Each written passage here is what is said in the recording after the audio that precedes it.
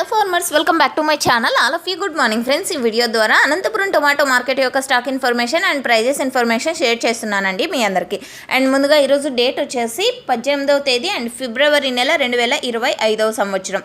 ఇక ఈరోజు Anantapur tomato market stock తీసుకుంటే కనుక 32,000 ప్లస్ బాక్సెస్ వచ్చిందండి. 32,000 ప్లస్ బాక్సెస్ వచ్చింది.